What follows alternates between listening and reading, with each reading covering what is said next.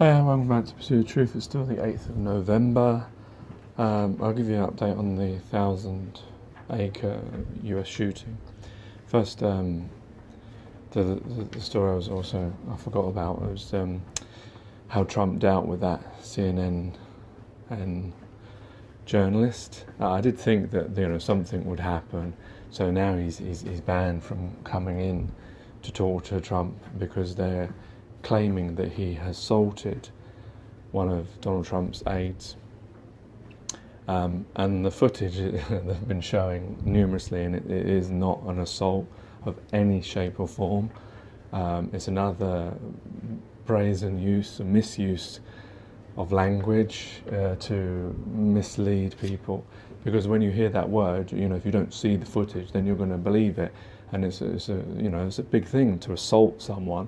So the footage shows him standing up with a microphone berating Trump, and the aide in a red dress comes over to try and grab the mic. He moves the mic away, and then she makes a more concerted effort to pull that mic, and he holds on to the mic, and then she lets go of the mic and sits down. That's it. That in no way could be seen as an assault. If there was anything that was wrong there, it was the way that the girl tried to pull the microphone out of his hands. Him resisting holding onto the mic, I don't see that as. I mean, I suppose you could say that he should have just. Well, why should he just give up the mic if he's speaking? It's a game we play, but we don't have to play the game if we don't want to. But still, nevertheless, neither of them assaulted either of them. It was just a case of him not wanting to get the microphone and her trying to pull the microphone out of his hands. So I don't understand how he's being accused of assaulting a person, and I think that's very damaging using that kind of language. Because you can't say things like that. And it'd be interesting, to know what the lady who claims, whether what she said. I don't know if it came from her that she claimed she was assaulted. I don't think it was. I think it came from the administration of Trump, or it may have come from him on his Twitter feed. I don't know where it exactly came from, but it'd be interesting to see if she believes that she was assaulted, because to me that didn't look like an assault at all, in any way, shape or form.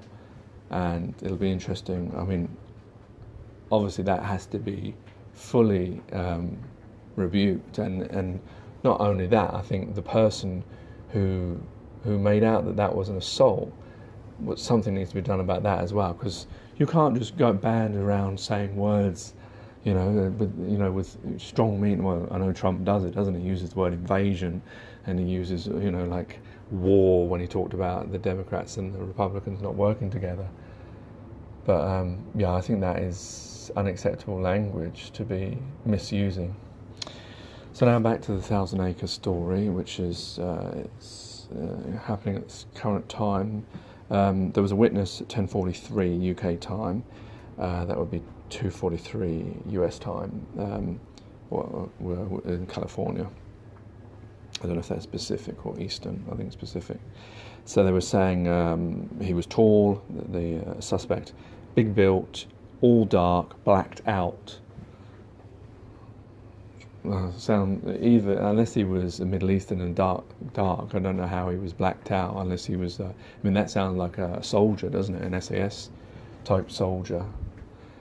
Not that I'm saying that that's what happened, but it's just interesting. That's how he described him. He said he had a handgun with a laser attachment.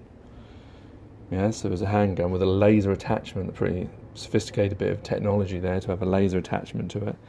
He said 10 to 15 shots were fired in the first round, then they escaped, and then they heard more shots later, and they thought it took about a few minutes. Then the sheriff, Dean, he gave his press conference about 3 a.m. US time, which is 11 a.m.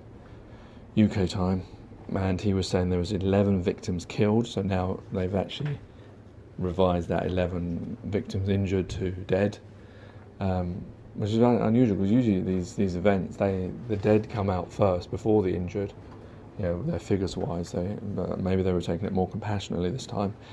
And then there was the sergeant who was shot. He was pronounced dead at hospital an hour ago, and the suspect was found dead inside.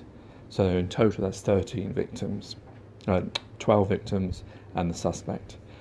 So, and they weren't sure whether it was suicide or not.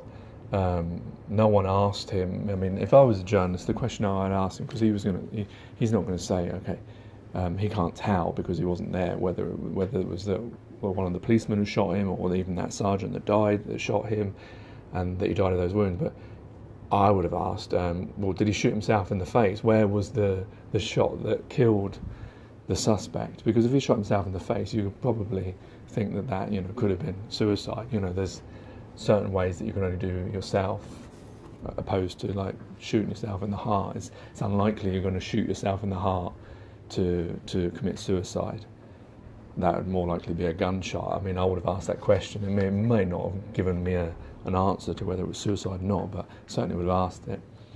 They don't know about his identity, so I assume he wasn't carrying any documents with him, like credit cards or stuff like that, which usually these terrorists seem to. Well, these terrorists, they tend to carry passports, isn't it? Anyway, I shouldn't be flippant, because I don't know whether this is real or not. I'm assuming it's real until I can see something that isn't, because the thing is, it's easy for people to say, everything is a conspiracy, but you don't know. People are very capable of doing these things themselves. So I'm just detailing the things that I'm seeing at the moment. So they don't know who he is, but obviously they may know, but they might want to get to his house first and see if there's anyone else involved before they start revealing that information. Multiple victims, different levels of injury, and they think 10 to 12 or 10 to 15 took themselves to the hospital themselves, possibly one gunshot wound. The sheriff, the one thing he did say is that he said that the suspect must have had mental illness. Which is interesting that you can't tell whether he had whether he suicided himself or not, but you can tell that he had a mental illness. He must have had a mental illness to do this. I don't know whether that is, that's usually what Donald Trump uses to get around the fact of gun control. Rather than having gun control, let's just say that he was mentally ill.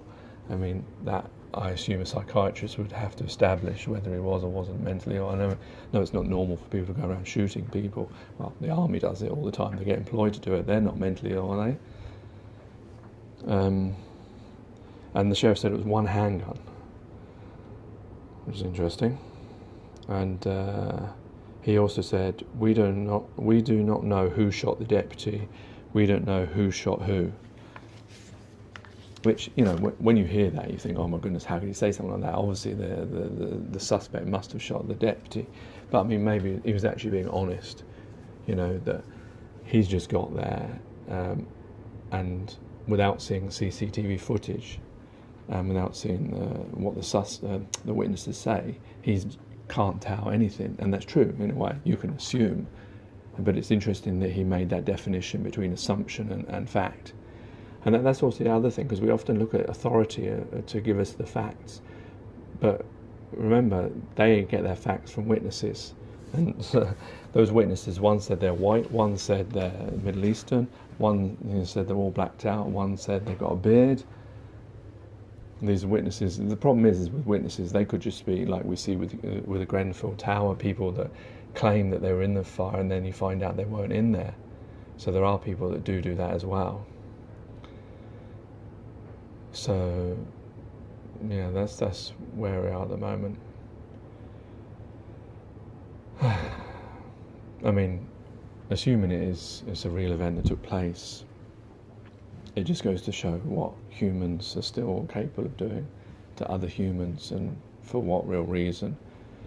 People tend to have motives, whether it's anger, whether it's, religious or whatever reason they have, but they don't really, what really comes out of this, they don't serve those things by doing such a thing. The only people that do benefit out of this is government, because they get to snoop on us even more. to control us.